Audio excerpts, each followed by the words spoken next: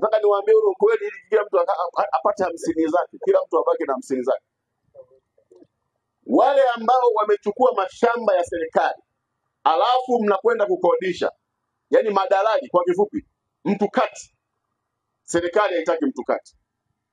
NALCO, nendeni mkawarasimishe wale walioko shambani na ng'ombe zao, muwape mashamba, wale ndio walipe kodi ya serikali. Hilo la kwanza.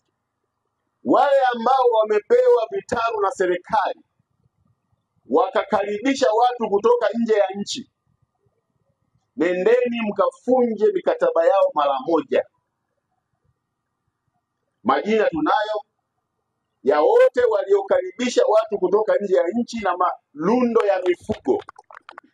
Marundo ya mifugo. Nendeni mkavunje mikataba yao mara moja. Maeneo hayo wapewe wafugaji wa ndani.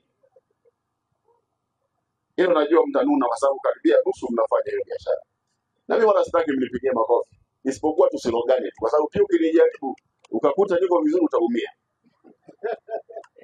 Kagera safi.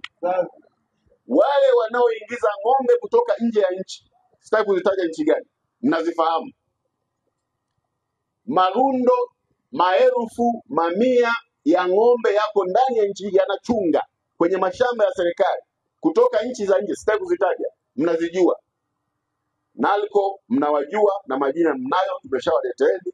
Nendeni mkafute haraka sana vibali vya umilikishaji wa mashamba hayo. Kuwe na livestock registration number, kwamba huyu mfugaji mwekezaji mwenye kitalu namba fulani, wanyama wake wana alama zinakuwa kwenye mfumo.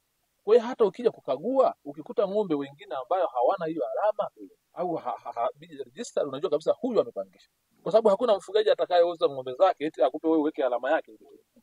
Haiwezekani. Maana sheria hao ambao hawafuati sheria, ambao wanavunja mikataba yao, sheria ichukuliwe haraka zaidi. Huyu umemnyang'anya sijui hekta 400 hizi, ilitakiwa nyang'anya lote. Na huyu ambaye amekodishwa hili shamba, mpeni mkataba. Lakini yeye alipe fedha za serikali na wahakikisha hii barabara inapitika kwa muda wote, kwa sababu haya ni mashamba ya serikali. Kwa wale wafugaji iko kazi ambayo inamalizika sasa, kwamba hatuwezi kujua ni Mtanzania sio Mtanzania.